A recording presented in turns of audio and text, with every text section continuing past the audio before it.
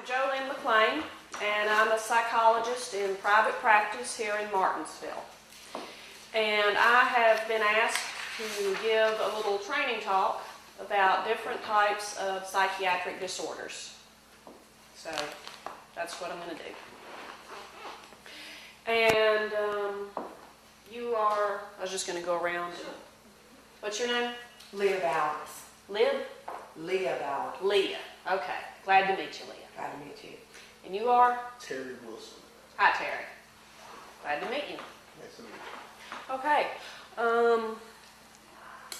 I'd like to do it more as a dialogue than just me straight out talking for 30 minutes or something.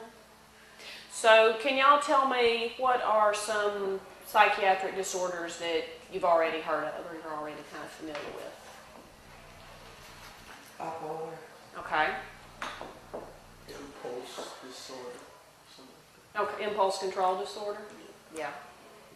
Personality disorder. Okay. And what is it? The disassociation or something. Uh-huh. Personality disorder.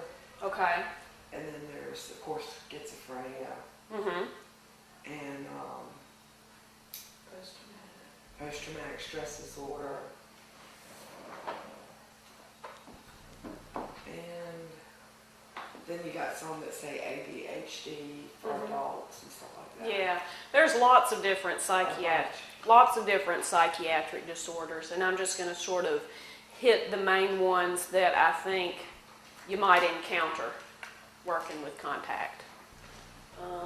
And they're divided into categories, and then it's like they break down into little subcategories.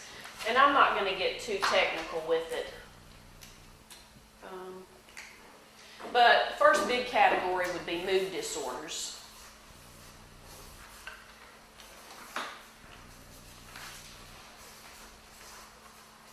Which would include the depressive disorders and the bipolar disorders.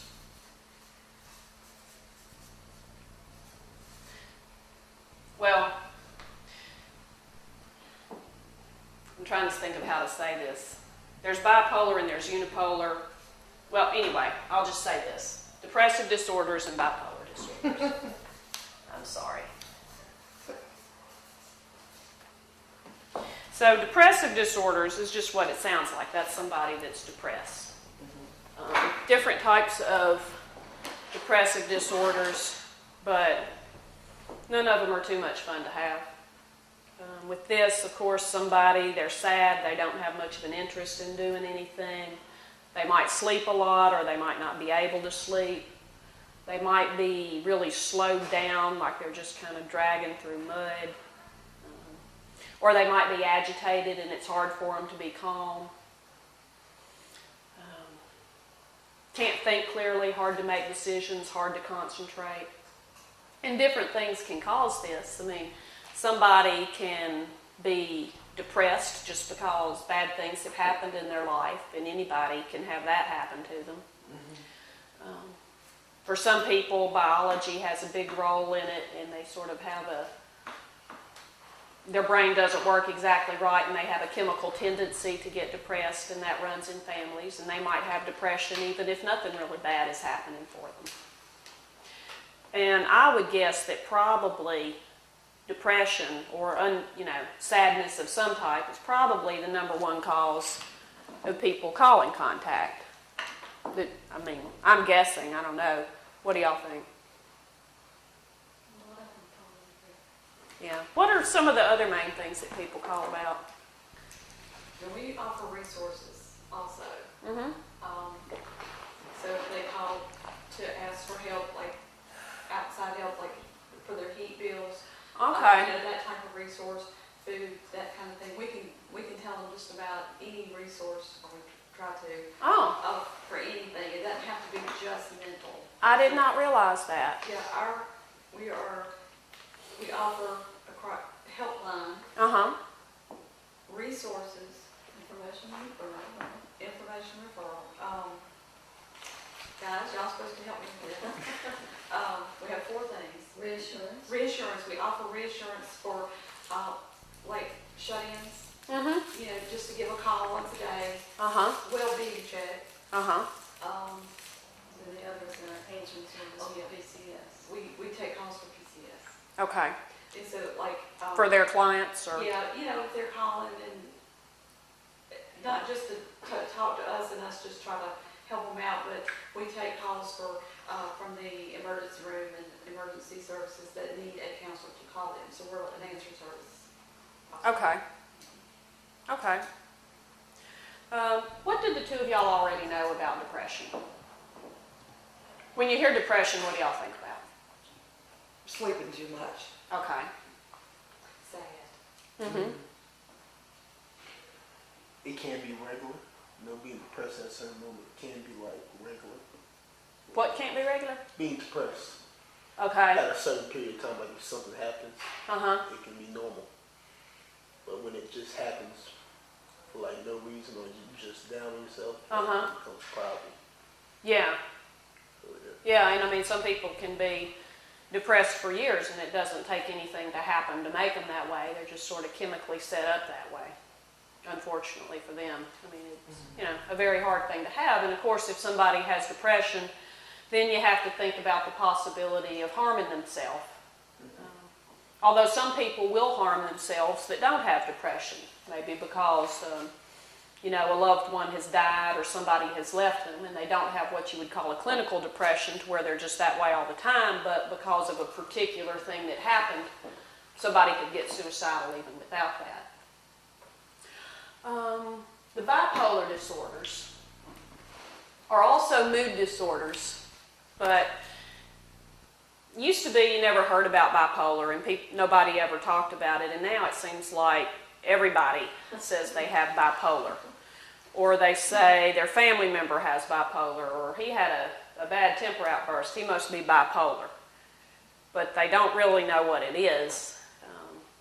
They think they do, but this I'm going to try to kind of explain by writing what bipolar is. You should be able to flip it from the back. We've already used the fronts, I think. Oh, okay. I think there's not another piece. Yeah, it's split. There you go. Okay. If somebody, let's say, does this clip on the waist? Yeah. That's the part that you were saying could clip on the waist. I thought you were just talking about the little microphone thing. Okay, let's say this part is normal. This is regular mood, regular day, average person. Going along steady. Well, I should have written it a little bit wavy actually, because a person who is doing fine, they'll still have some up and down. So, little up, little down. Like above is more out there, more energy, more zest for life. Down here, less energy, more depressed, stuff like that. If somebody has regular depression, whether it's caused by, their chemical imbalance or whether it's caused by bad things that have happened to them, they could be way below average here. So they might have really low, you probably can't read that, try to write bigger. Low energy, sleep a lot, although some people when they're depressed they can't sleep at all. Or some people might go back and forth between the two extremes. But a lot of times it's sleep a lot, sad, low self-esteem. They feel like they're worthless. What else did they say? Low appetite, or some people will eat more.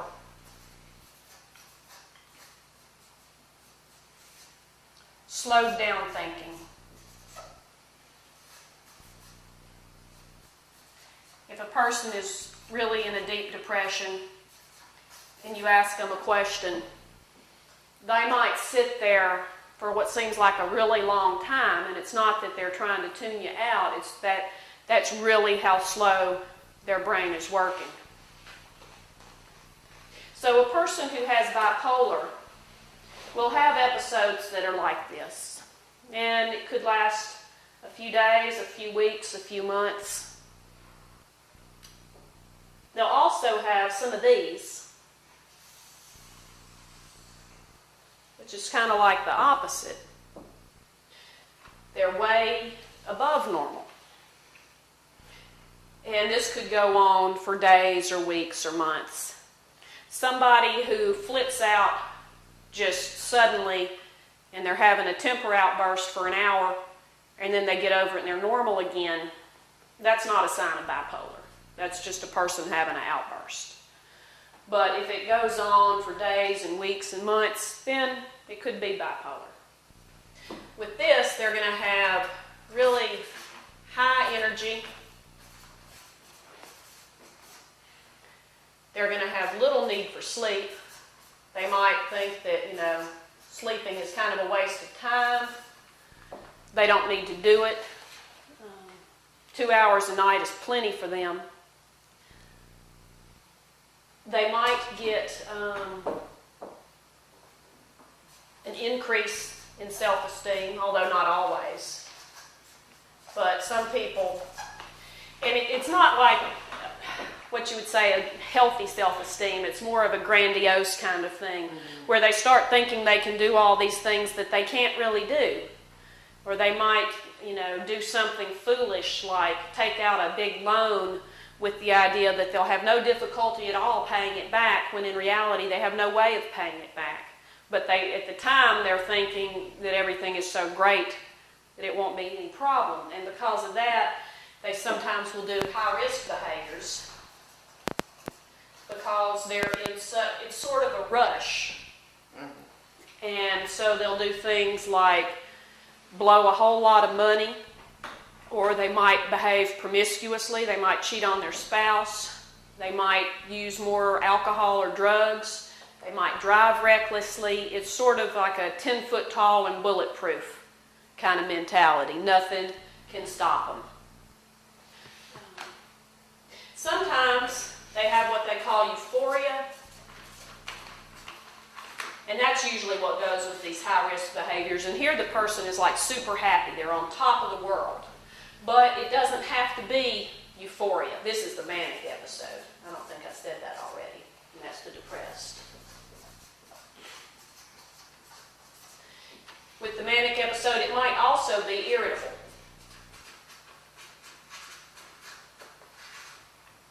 So they don't have to look really happy to be manic. The really key part of it is the high energy and the low sleep. They're going to talk more, whereas a depressed person tends to be quiet. These people, it's hard to get a word in. They just keep going, and it's almost like you can't say anything because they're hard to interrupt. There's a pressure of the speech. What else?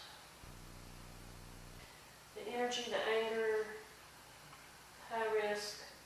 Oh, with both of these, there can be hallucinations, disturbances of reality contact. Some people think that if a person has hallucinations, they must be schizophrenic, but that's not necessarily true. If a person has a really severe depression, it can even go into hallucinations. If they're having a really high manic, that can go into hallucinations. But not everybody who has bipolar or who has depression is going to have hallucinations, but a few will. To be called bipolar, somebody has to have both this and this.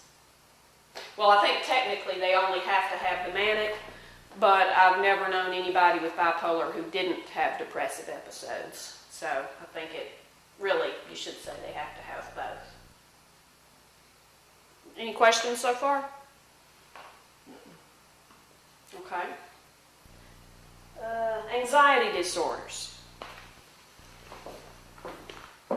That's a broad category. It includes a lot of different things. What do y'all think of when you hear anxiety? Okay. Okay. Yeah, so there's different levels of it. It could be merely nervous. It could be just a little bit of apprehension. It could be somebody that worries too much about everything. Mm-hmm. It could be panic to where they have actual panic attacks. Do y'all both know what a panic attack is? Yes, ma'am. Okay, you know what it is. You know what it is? Okay. What's the difference in panic and anxiety attacks? What is there? How extreme it is. Whereas a person who's having anxiety, they might feel muscle tension, they might feel a little queasy in their stomach. They might have a little bit of a frog in their throat, so it's hard to speak clearly. A person who is having an actual panic attack is in what feels to them like a state of physical crisis. They'll feel like they can't breathe, like something is sitting on their chest. They're sweating. Some people will throw up. Some people will pass out. They usually will feel like they're dying, especially if they've never had one before and they don't know what it is. Then they'll end up in the emergency room with the idea that they're having a heart attack or a stroke. And the symptoms can really be very deceiving. Some people with panic attacks will even feel numb on one side of their body.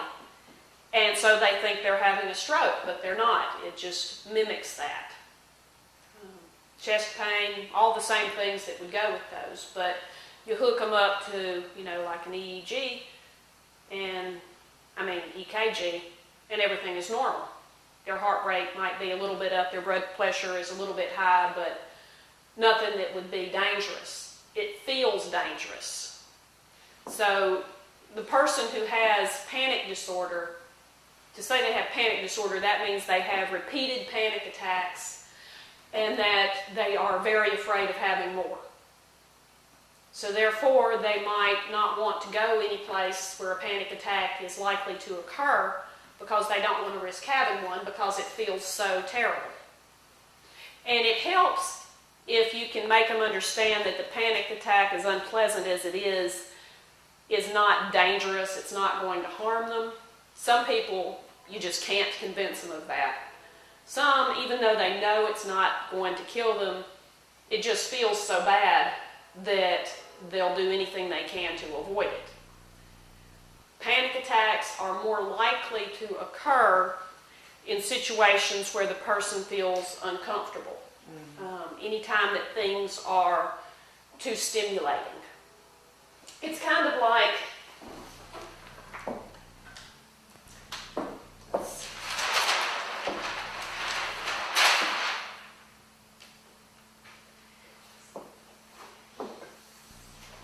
this is supposed to be a window. And this is for the level of stimulation that you have going on. If you're down here, you're bored, you're drowsy, you're understimulated. If you're up here, there's too much going on, either in your mind or around you. And so you're feeling more tense and nervous. Could be nervous, could be angry. Some people get angry when they start to get anxiety. But the higher up you go, the more stimulation there is. If you think about like being in Walmart on a really crowded day, and maybe you're a little bit hot, and maybe people are so crowded that they're actually bumping into you, that feeling? Or it could be that you get that feeling like if too many people are trying to talk to you at once and they all want something, and if you have kids, you definitely know that. Like, hey, and different people, competing for your attention, and you kind of can't stand it.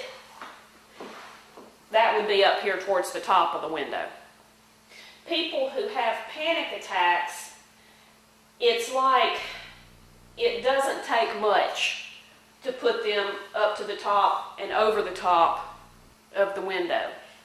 So something that might not bother the average person very much, like being in a crowd, it puts them over the top of the window, and they feel like they just can't stand it. And so then they start getting all these symptoms of the tight chest and the trembling hands and the sweating, and I gotta get out of here.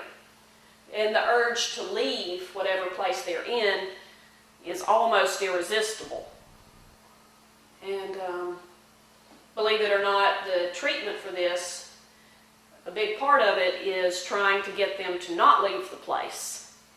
Because if they can just stay and put up with it, eventually these anxiety symptoms will subside and they'll get to where it doesn't bother them so much anymore. But it's like asking somebody to practice that is kind of like asking them to pick up live snakes. You know, it's very hard to convince them.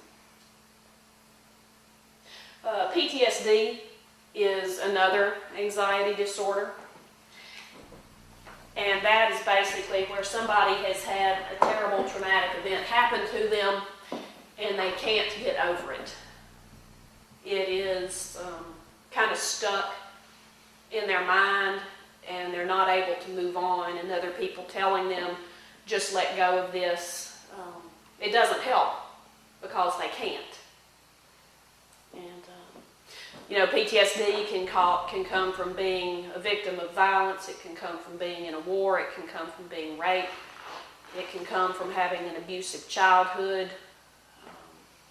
lots of different things. A person who has PTSD usually tries very hard to avoid any reminder of the trauma because it is so upsetting. But you can't avoid it because it's sort of like the more they try to avoid it, the more it chases after them. And so the treatment involves learning to face the memory of the bad thing that happened rather than trying to shove it out of your mind, talk about it, write about it, think about it until you have some sense of mastery over it. You know, rather than a thing that you just can't go there, it's a thing that you do go there and eventually come to make some sort of peace with it. People with PTSD can also have panic attacks.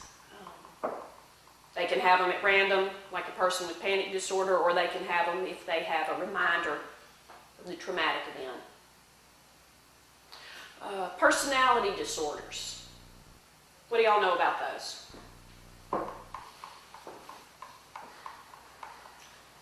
I know they have one that's called dissociative, but it's where they like press reality out and they're just in. Okay. Like an introvert. Okay. I don't know if I'm describing it right. Well, that wouldn't technically be considered a personality disorder. There are dissociative disorders, and I'll talk about those in a minute. Although some people with personality disorders do dissociate, it's not technically one of those. Have you ever heard of borderline personality? Yeah, I have heard of that. Okay. Have you heard of that? Yeah. Okay. What do y'all know about that one? Absolutely nothing. I forgot. Okay.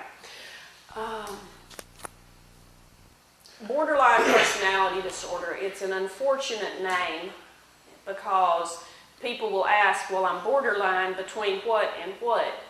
And really between nothing and nothing, because that name came from an old classification system where they had completely different names for the things that we're talking about tonight. And so it used to be borderline between psychosis and neurosis, but those are not even categories they use anymore. But for whatever reason, the name borderline sticks. Mm-hmm.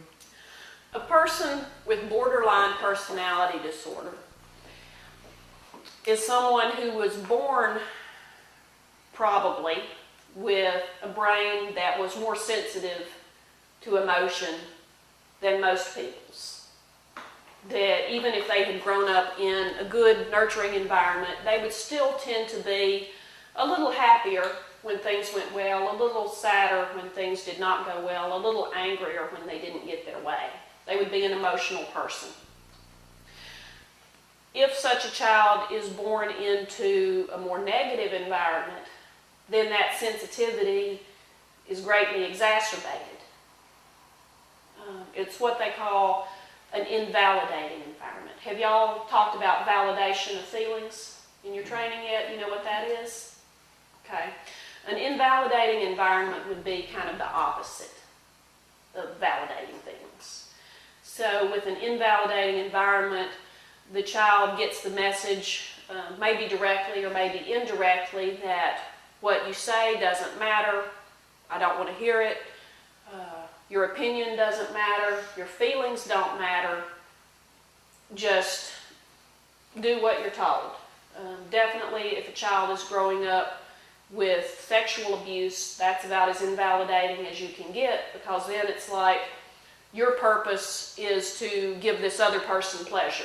You're not worthwhile for your own sake, you're here to be used. So that's extremely invalidating. Of course, any kind of abuse is going to be invalidating. If you're getting beaten, even if the person beating you doesn't say anything, they are telling you you're not worth much. Because otherwise, why would they be beating you? So the child grows up with this invalidating environment. They don't develop a sense of self-worth in their own right.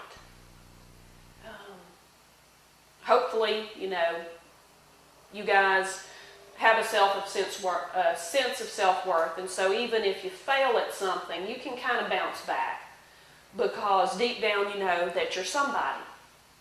A person with borderline personality disorder feels empty inside. They feel like I'm nothing unless someone else can kind of lend me their value.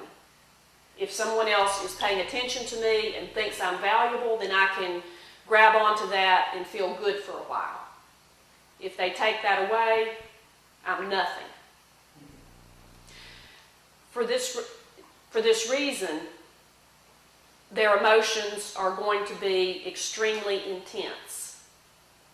If you can imagine being in a situation where kind of like your life is hanging by a thread, and the people around you have the power to save you or to screw it up. Maybe imagine like you're in a battle scene and they're trying to get you out of there. I remember there was a scene on MASH. Y'all remember MASH? You don't remember MASH. Well, anyway, there was a scene where this guy they're trying to rescue an injured man with a helicopter. And they've already got a bunch of people in the helicopter. And he's on the battlefield and they're trying to save him, and they lower a rope down. And he grabs onto the rope and he's looking at him like, you're my savior. He's glad that they're saving him. And they can't take off. And they're struggling. And eventually they had to let him go. And he is back down on the ground and he's shaking his fist at them, and he's furious at them because you can imagine how angry he would be. They could have saved him, but they failed.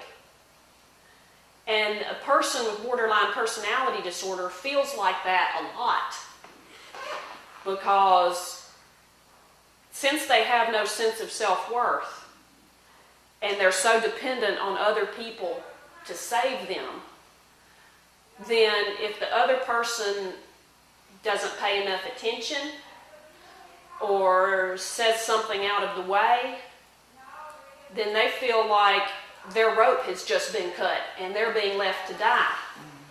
And so they are devastated, as if their life depended on it. And they're enraged at the person who did this. And so you'll see this anger that is tremendously out of proportion to what you did, and you're wondering what in the world. And, they feel like you have just let them fall back into the battle. People who have borderline personality tend to harm themselves a lot. Because they have these intense emotions, they will usually discover that physical pain creates emotional relief. It gives them a release of endorphins that can be very addictive. And so temporarily, they get a break from their intense emotional pain by causing some physical pain. And so you'll see the cutting and the burning and the stuff like that. Although you don't have to be borderline personality to do that. Especially among young people now, cutting has become, unfortunately, kind of a common thing to do. Used to be, 30 years ago, if somebody cut, you could pretty well bet they were borderline, but somehow it's gone public. A lot of times people who are borderline will also be diagnosed as bipolar. And that causes some confusion about, well, am I borderline or am I bipolar? And a lot of times it turns out that they're both, because there are similarities in the two disorders. The bipolar is really considered a biological disorder. That's something that you inherit from your family. It responds well to medication. Borderline is partly a biological disorder, partly an emotional disorder.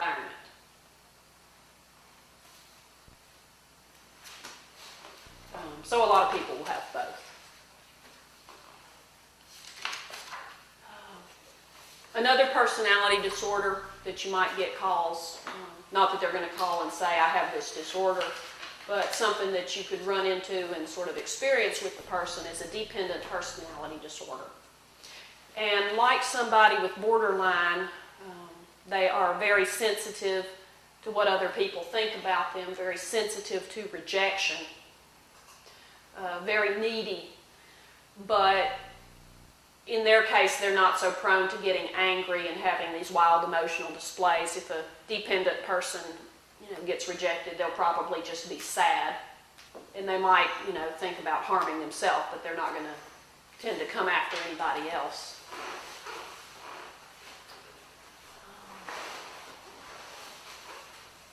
Oh, another thing about borderline personality. You had mentioned the dissociation. People with borderline personality will sometimes dissociate.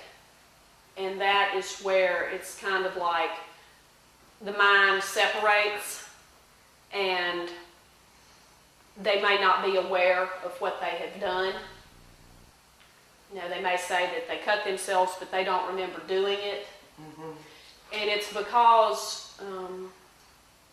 I don't know the dissociation is even really that well understood, but it's like the pain gets so intense that a person just checks out. And they're still doing things, but they won't remember it later. Any questions? Okay. Dissociation is a splitting of consciousness. Multiple personality disorder is one y'all have probably heard of. And with that, a person has undergone a great deal of trauma in their childhood. And the way that they coped was by dissociating, to sort of check out and not be there, to go away in their mind and not feel what's happening to them. And people who have had this, they say that sometimes they even thought that they had floated up to the ceiling and they were looking down at themselves in the room, which is really weird, but that's what they say happens. And it gets them through the traumatic thing at the time that they're going through it, so it's a survival mechanism. But the trouble is, once somebody has developed dissociation, it may tend to keep going even when it really doesn't need to. So then later, maybe something stressful happens, and it wasn't something that was so horrible that they really needed to escape that way, but it was still stressful, and the dissociation just became kind of automatic. And they checked out, and then later they don't remember what happened. With multiple personalities, it's kind of a controversial diagnosis. Some professionals say that it flat out does not exist. Some people, who treat it say that it does exist and it's common. I think probably that it does exist and it's rare. I have been practicing for 10 years, and I can think of only 2 people who I've encountered who I genuinely believe had multiple personalities. But I've known several who said they do. And it's kind of like everybody has different parts of themselves.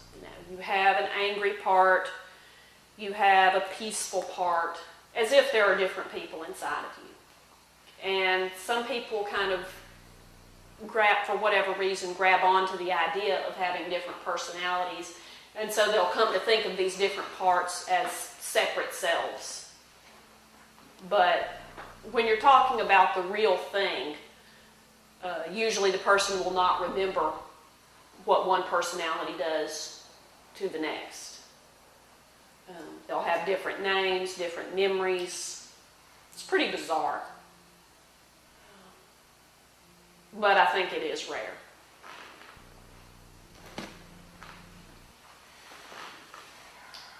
Years ago, we had a lady who had that disorder. She hasn't called for a long time, but she would talk like a 5-year-old girl. Really?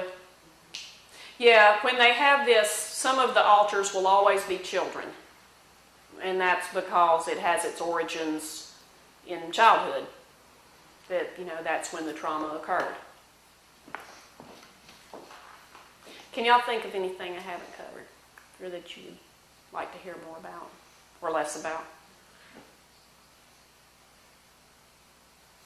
It seemed like when we had a speaker once, he said that personality disorders were the most difficult to work with. They are very difficult to work with, and the reason being, with the other, I didn't even talk about schizophrenia yet. I'll have to move on and do that. The reason is, people who have depression don't want to have it. People who have anxiety don't want to have it. There's nothing good about it. People who have a personality disorder, that's just them. They don't know any other way to be. It doesn't seem possible to be something else. And that makes it pretty hard to work with.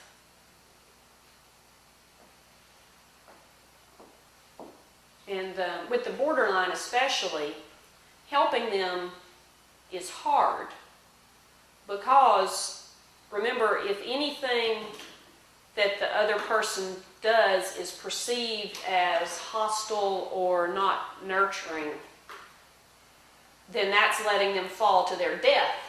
So if you're trying to be a helper, you mess up a little bit and maybe you yawned and now they're ticked off, to say the least. It's pretty exhausting to be a helper for such a person. Oh, and sometimes people will say, she's just trying to get attention. And that's true and that's not true. Somebody who is trying to get attention with a display of their anguish, maybe by letting you know that they've hurt themselves or that they're going to or whatever. They're seeking attention, but they're not doing it just for the fun of it. They're doing it because they feel like they cannot live without that attention. Like getting that validation is the most important thing in the world. So they don't do it for the sake of manipulating. They do it because they kind of have to.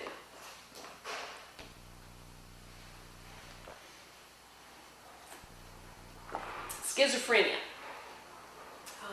Do y'all get much of that? We have one he says he has that. Okay.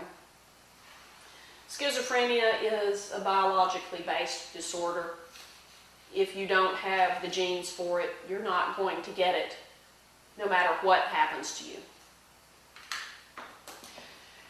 With this, there is the disturbance in reality contact. The person might hear voices. They might see things that are not there.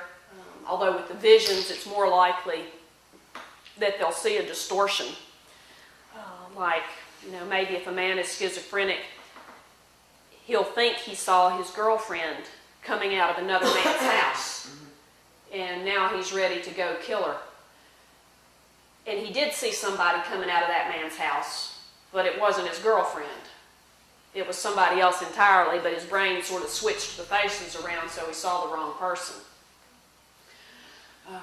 The visual hallucinations like that are less common than the voices. The schizophrenia, there usually will be voices.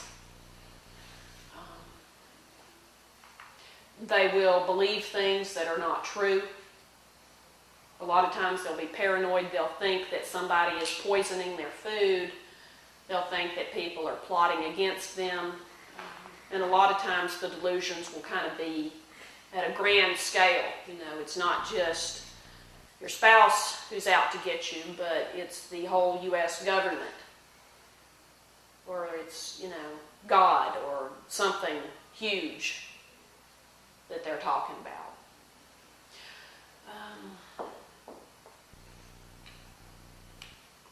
The negative symptoms of schizophrenia, which people will usually have more if they're on the meds. The medications are usually pretty good at taking down the dramatic symptoms, but the negative symptoms may still remain, and that's where a person is just kind of lethargic. Their thoughts are slowed down, can't think of much to say, don't want to do much. And it looks kind of like depression, but it's part of the schizophrenia. And as people get older, they tend to move more towards the negative symptoms, and the positive symptoms become less dramatic. If somebody is in their 20s and they're schizophrenic, they're probably all over the place with this really wild stuff. If they're 60 and they're schizophrenic, you'll see more of the flat affect, and their cognition will go way down, because schizophrenia, one of the things that it does over the course of time is I won't say that it goes all the way into full-blown dementia, but having a conversation with a person who is older and who has schizophrenia, you'll get the feeling that the person is mentally retarded, even though when they were young they might have been very smart, but it's kind of worn away a part of their brain, and so they're not as sharp anymore. With any of these disorders, I would want to emphasize that the person is not the disorder. So not everybody with schizophrenia is alike. Not everybody with borderline is alike. Not everybody with bipolar is alike. And that's a thing that I talk about with my patients if I'm telling them that they have a diagnosis. I want to emphasize that does not mean you are like other people who have that diagnosis. So just because, your husband's ex-girlfriend had bipolar and she was crazy and a horrible person, that doesn't mean I'm saying you are. You're a completely separate individual, and you may be nothing like her, just like, two people with heart disease may have very little in common. Two people with bipolar may have very little in common. Do the meds, like bipolar, is what you hear more of. Is it true, if they stay on the meds, do they even out? The medications for bipolar, the vast majority of people will get at least somewhat better with medication. A few people, nothing helps. And a few people, it helps them so much that it's as if they don't even have it. And a lot of people, it only helps somewhat.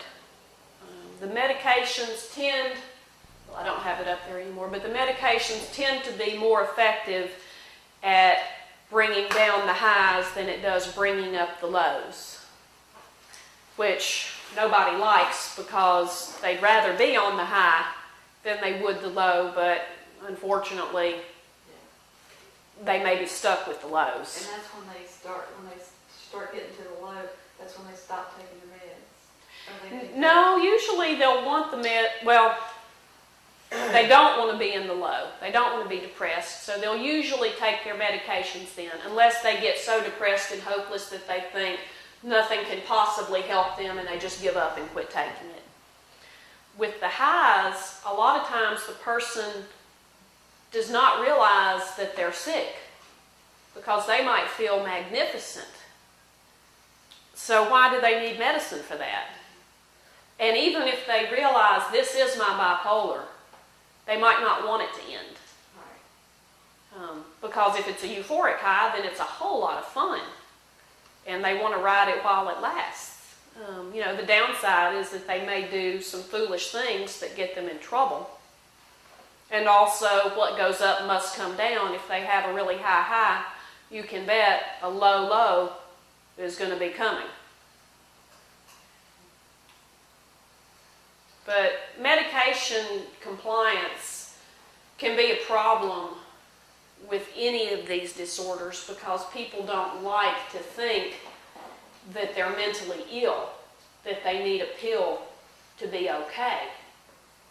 So they may not want to take it for that reason. And also, some of the medications have pretty unpleasant side effects. The medications for bipolar and for schizophrenia can put a lot of weight onto a person, and they don't like that. Or it can make them feel kind of lethargic and hungover, and they don't like that. With the anxiety disorders, if we're talking about the benzodiazepines, yeah, they'll take their medication because things like Xanax, Valium, those work very quickly, within a few minutes, so they don't have to wait for weeks to find out if it's going to work. It's giving them immediate relief, and so of course they want to take that. Downside is that those medications are also addictive.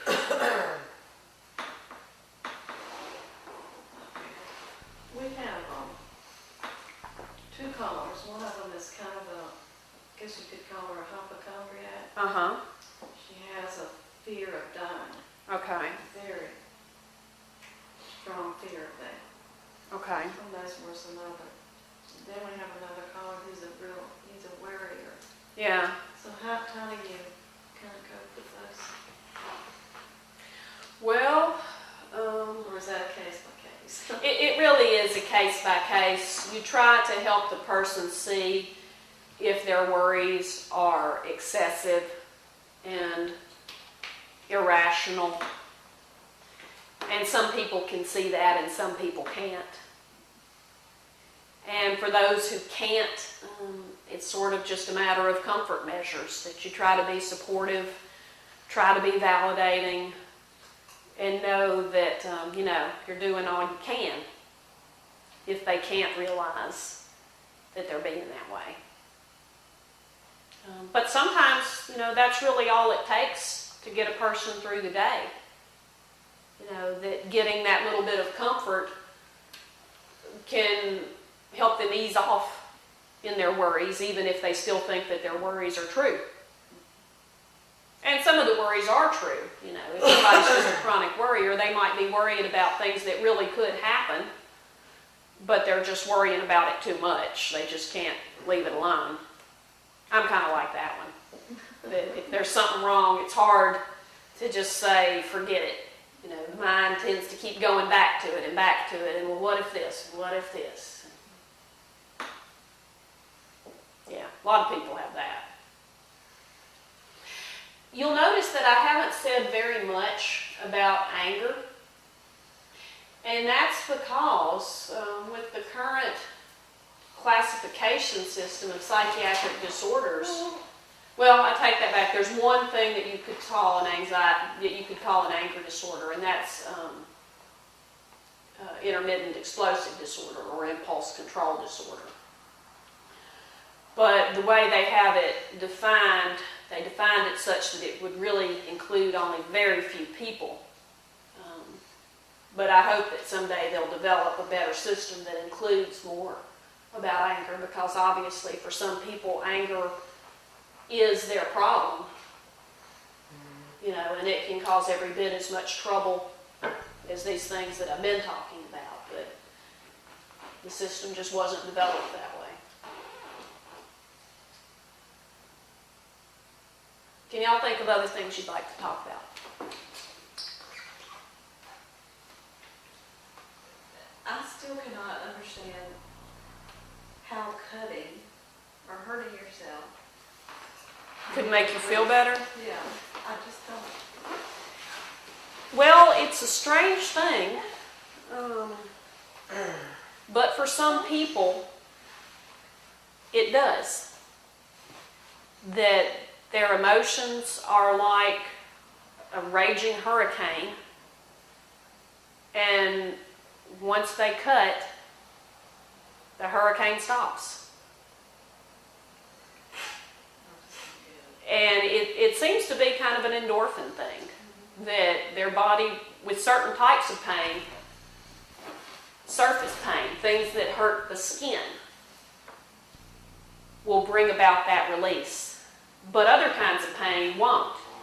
You know, the people that do this, you don't see them hoping for a stomach ache or a headache, because those kinds of pains won't do it. But things that hurt the skin does. And doesn't for all people. Some people, that's not going to make them feel one bit better, so they're not going to do it. But if a person finds that it does make them feel better, then they're going to do it again. It seems to be kind of popular with teenagers. Yeah, it is.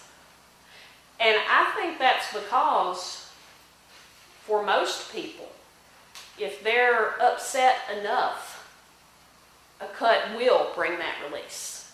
I don't think that's a rare thing at all. I think most people are that way. But it's only recently that a lot of people have discovered that fact. Right. And once they discover it, they keep using it, and then maybe they tell their friends about it, and their friends try it and find out, hey, it worked for me too. I did feel a lot better. I'll do that again. And so it spreads. But I think it's probably because of media, you know, that they saw things like that on TV or in movies or read about it in a book, and so the idea got out there and people tried it, and you know, now it's kind of a new addiction. Lifetime channel does that. Yeah. And I don't see it going away anytime soon. I think future generations will probably keep doing it because now they know about it. Just like drugs. You know, drugs exploded on the scene in the 60s. And you can't make it go away because now people know about it. And they know that doing that will make them feel good. And you can't put the lid back on that once the secret's out. How are we going to teach our children, young people, that there are other ways to make themselves feel better? Well, you just have to try. You have to help them find those other ways. You know, just like with drugs, if a person doesn't have another way to feel better, then they're going to keep turning to the drugs. But if you can give them alternatives of this could work too, and they try it and it does, then they may not have to turn to that. Maybe showing them or letting them find out themselves what they like music or art or Yeah. their talents. Yeah. The thing that makes it so addictive is also the fact that it's instant. Because if you're feeling bad, you're upset, and you could go listen to music, you might feel better after a while. But if you cut, you'll feel better instantly. Or if you get high, you'll feel better instantly. So, you know, people want fast. If they're hurting, they want to feel better fast. They don't want to have to develop a talent that might take months and years to feel better if they could do something right now. Kind of like our fast food. Kind of like that, yeah. Microwave. Instant. Yeah, go get a Big Mac and you always feel better.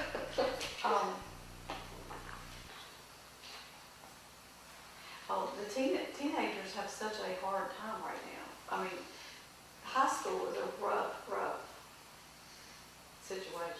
And that, like you say, this one tells that one, and girls especially. Yeah. There's so much drama with girls Yeah. in middle school and high school, and you know, I mean, everything is so real and just so horrible. You know, one little thing can happen, and you know, they just exaggerate everything so big. Their world is going to fall apart. Yeah. And that doesn't help things either.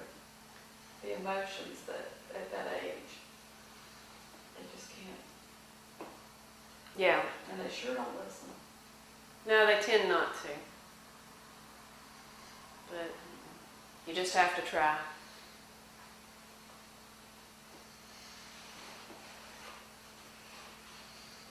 Can you think of anything else?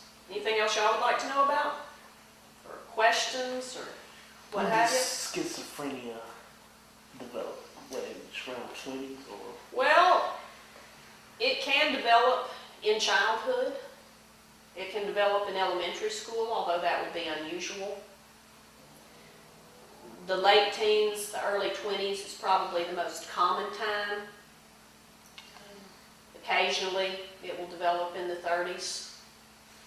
There have been cases where it developed in the 40s.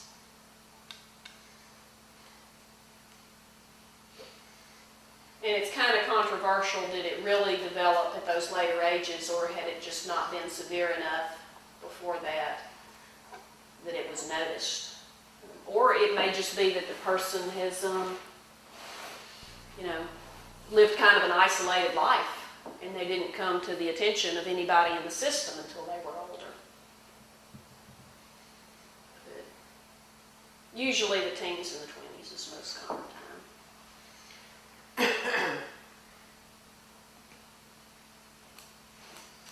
Do you, and I don't know, this may be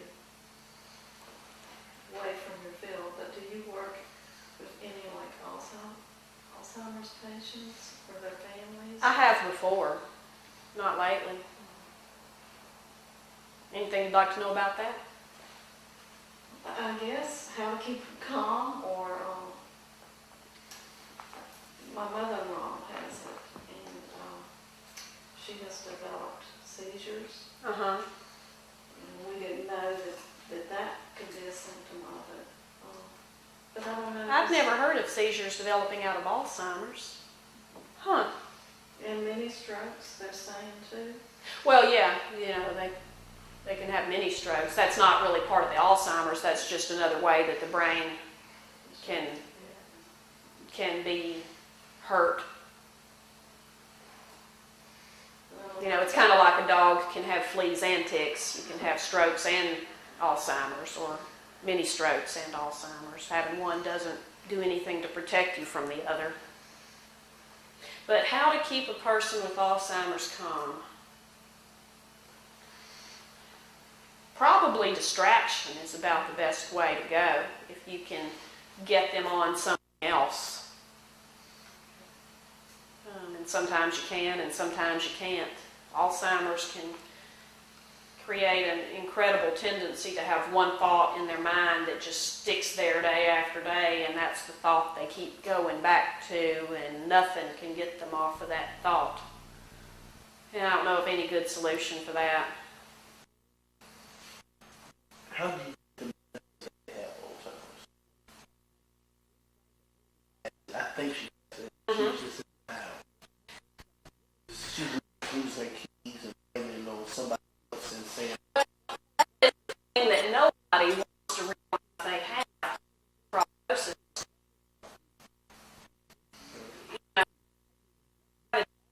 That means mind. Health.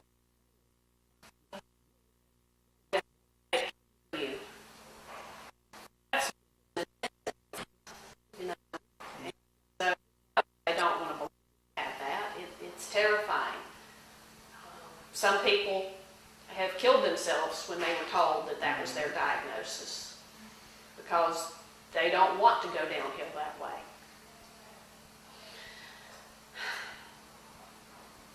How to convince her she has it, I'm not sure that you should.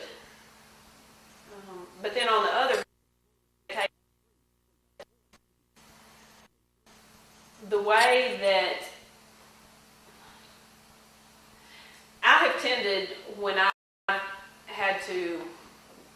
try to persuade people in this situation to take this medication. And I don't know that this is the right way. It's just what I've done. Talked to the fact that their brain is any body can age and wear out and not work as well as it used to. And this medication can help to keep your brain younger longer. And so that's something that they're more able to swallow than this horrible disease with you. That's things like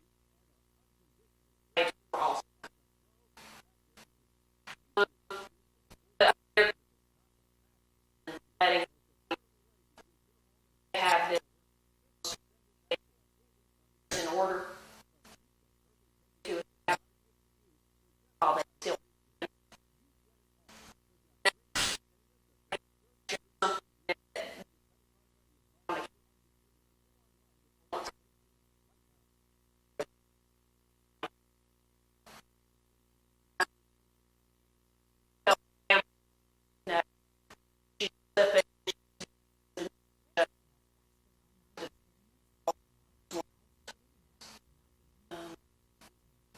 May not be a dreaded word, or they may, you know. There's tests. We're going through that with my aunt. Mm-hmm. There are tests that they do. They did an MRI, the EEG, and then a lot of blood tests. And they're kind of, but she doesn't have the big changes in the MRI that you would say, but then there's other things that the doctor said alone, they all would mean nothing. But you put them together and they add up. They're starting to add up, yeah. They haven't used the A word yet. Yeah, and they may try to steer away from it just to But they're not. avoid the bad news. Medicating her either. Really. Just prednisone. She has connective tissue, Uh-huh. which we're finding out that there could be like medical problems before the mental ever starts. Uh-huh. And they think that this connective disorder that she's got, may have been the beginning. And Really? we just thought that she was hurt. Huh. And that happened last November that she got hurt. And she, has been in pain, and we just thought, well, that's why things aren't adding up anymore, And it's taken us months to realize, hey, she's not there. There's something really. But I'm surprised that they're not medicating her for it. Well, Unless they they're think taking it it's slow. something else. They're taking it slow. I think they want to see, how she's doing when she goes back. And we think then that he's going to talk more serious about things. But she's one you're going to have to be real careful how. Yeah, because you don't want to take away a person's hope. Right, and hers is the independence. She's been divorced forever, it seems like, and she has had to do everything on her own, and that's the way she was raised. She's a hard worker, and you take care of her, and she really had a hard time letting us. Yeah, that personality does not like to be sick. Yeah, no, she's never. She has no. She's as healthy as a. So that's another reason all of this is such. She mows her yard. She's getting on the roof. She's 78 years old, cleaning out her own gutters Wow, that's impressive. until last November, and she got hurt in the yard. And that's when she failed, and so her body really got out of whack, and it's just gotten progressively worse. Yeah, and a lot of times the dementias will get a whole lot worse after a physical injury. And I don't understand why, but it's definitely the case. I used to work in nursing homes, and some people, they would be kind of okay, and then they fall, Right, they break a hip, and then it's like. they're never quite right in their mind again, that now they're forgetful and confused, and, how did a hip Right. cause that, but somehow it does.